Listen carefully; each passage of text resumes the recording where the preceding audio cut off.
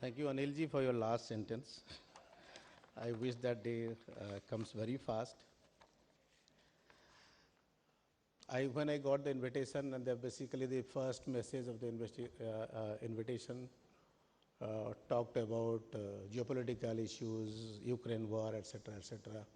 So I know, uncertain times, people are uncertain to do, what not to do, geopolitical, everybody is confused. I think we are living through a time which can be called highly volatile, uncertain, ambiguous, complex, whatnot. So a series of events that happened for last 2 years, more than 2 to 3 years. In the first phase, COVID, which was not expected, then I think the La Nina effect in southern South America, etc.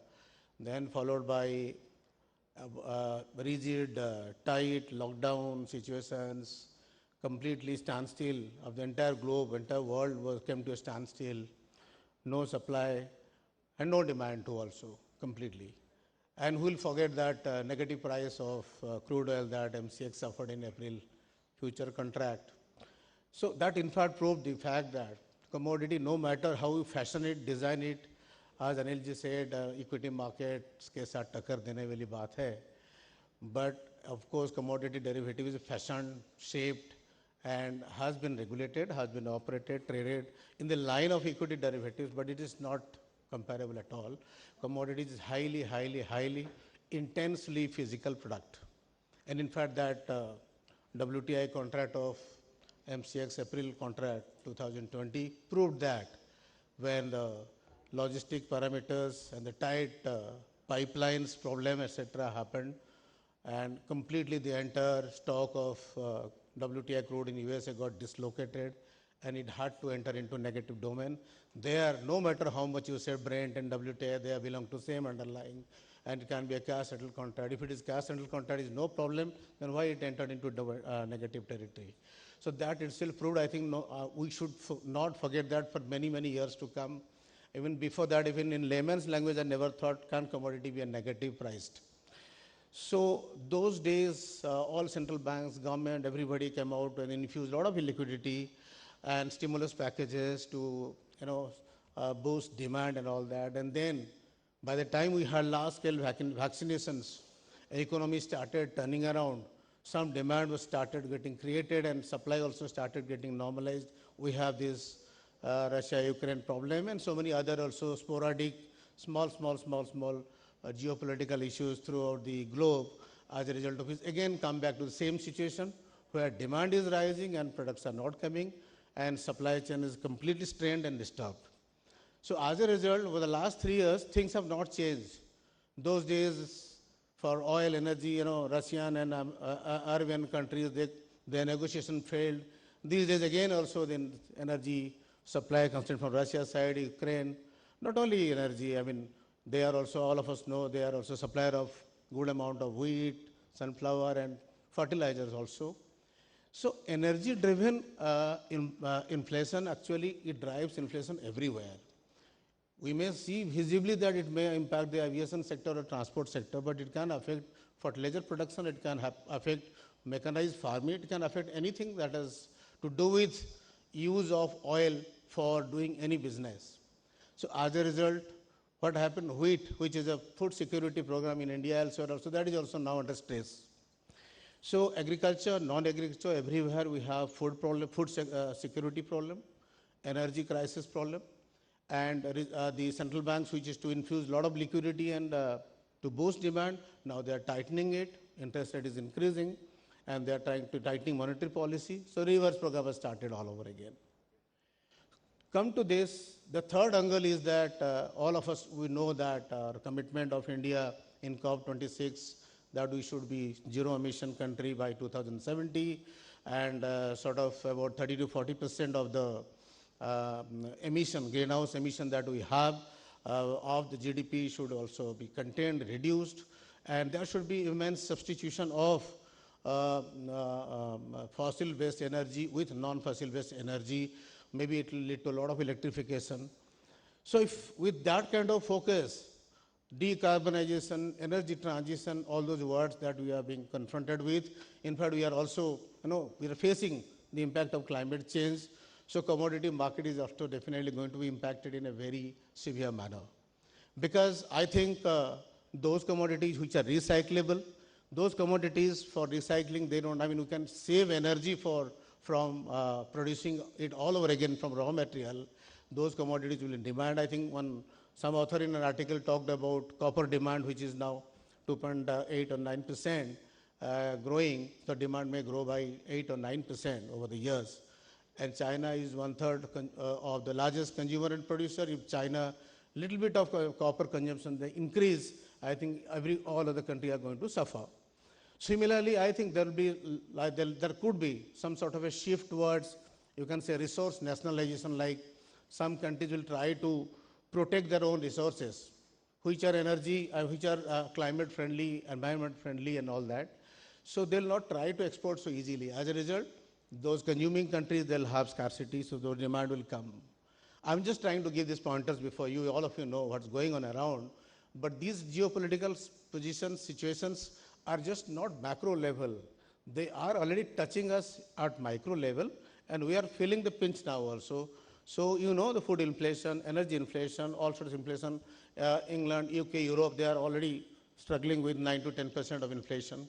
Europe has already started slowing down because they were already ahead, all of us, in terms of ESG program. Now they have to resort to, again, coal-based energy because of the disruption of supply of gas from Russia.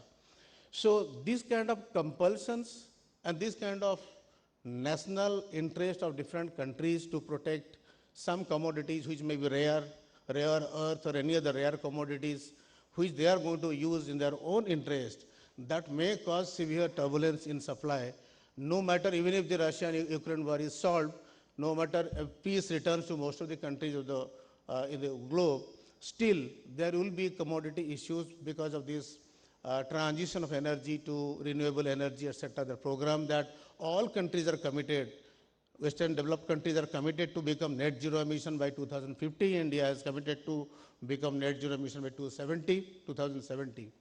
So definitely, I think this transition of energy also going to create a new paradigm shift in the way we deal with commodities. And energy, definitely, all of us are talking that one day there will be fossil-based petroleum is not going to be in demand because we'll be going for renewable energy and all that. But then crisis like this comes, petroleum demand goes up. So this topsy-turvy, this up and down in the commodity cycle will, I think it is going to continue at least as long as this kind of volatile geopolitical situation continues.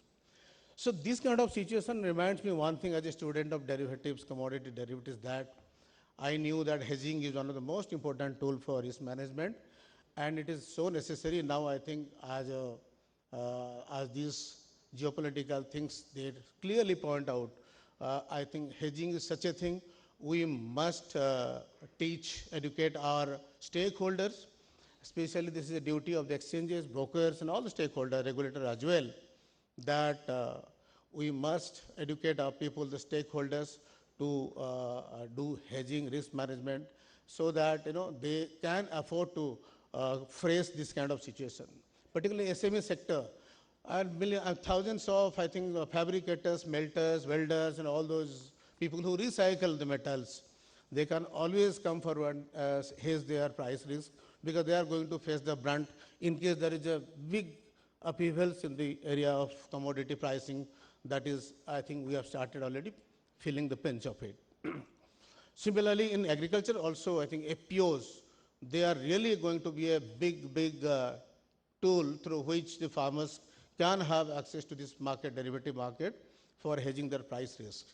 This collective model we have already tried. I think SEBI has sacrificed its regulatory fee to the agricultural commodity derivatives, and part of which was utilized as on an experimental basis last year to subsidize the premium that the FPOs can pay to basically buy this thing, put option, etc.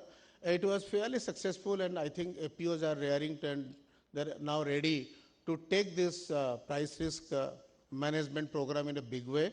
we must encourage them wherever we are facing any FPO showing any interest. These days FPOs are not just collectives of farmers.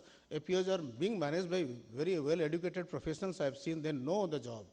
So they have to be simply told how to do it and all that, and what kind of ISO MCX advertisement, what kind of facilities that the exchanges are providing. It has to reach to him, that manager of FPO and all the farmers. So effectively that they really think that they'll really believe in hedging as a tool for price risk management, not as a mere expense outgoing, which some of the people have seen, they think, what is hedging? We have to unnecessarily pay some money. Nothing else, only expense.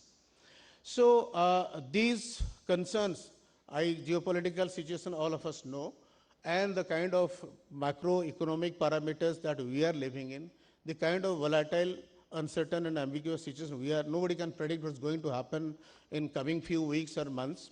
Nobody has ever predicted. I think there was somebody who was predicted a few months ago only, some financial organization, that this Sensex is going to cross 100 by the end of this financial year. And so much this kind of prediction go wrong. I know they won't have factored into this prediction all these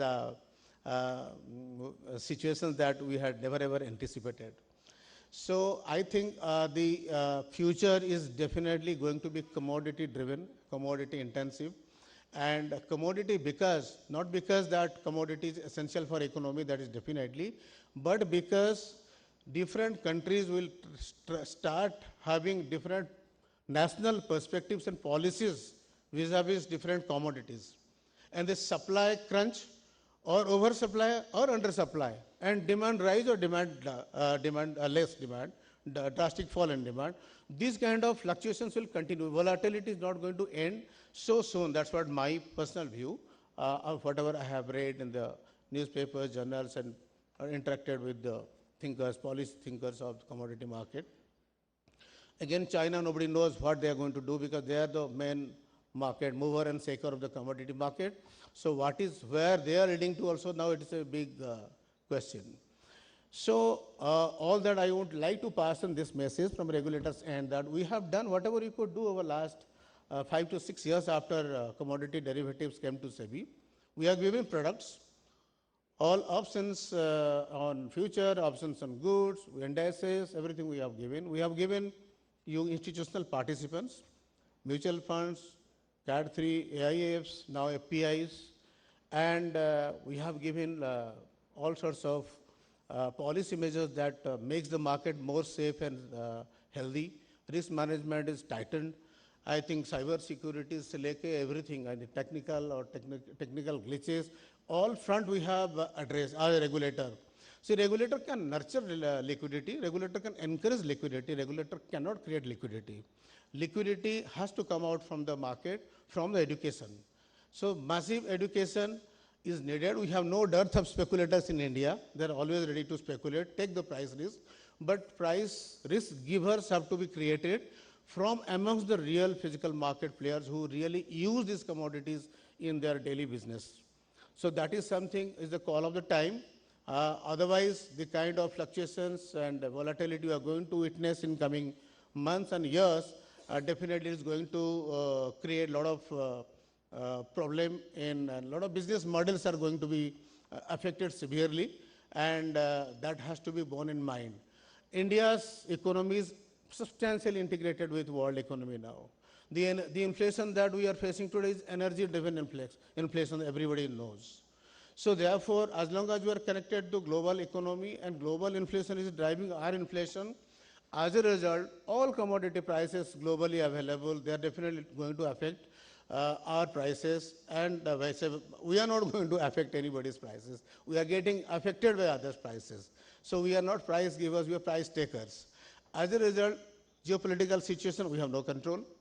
Things will continue to happen, and countries have become more and more nationalistic, and they'll do whatever they want. Indonesia banned supply of palm oil. What we could do? Nothing. You had all the problem here. So similarly, a lot of people, countries are going to take their own decisions. Factories are also having uncertain times. A lot of factories are closing down. See, in India also in a copper, the Sterlite factory is closed for so many months, years, because of the problem. So as a result, whatever production they were having, that's gone. So these are the times, rightly so, you have called this conclave as such a juncture where really commodity world is facing a lot of instability and uncertainty. As a result of which, this is a time we should sit down and take notice of this, and whatever our experience and wisdom and research tells us, we should go forward and to have an inclusive approach by including all other those who have not been covered so far.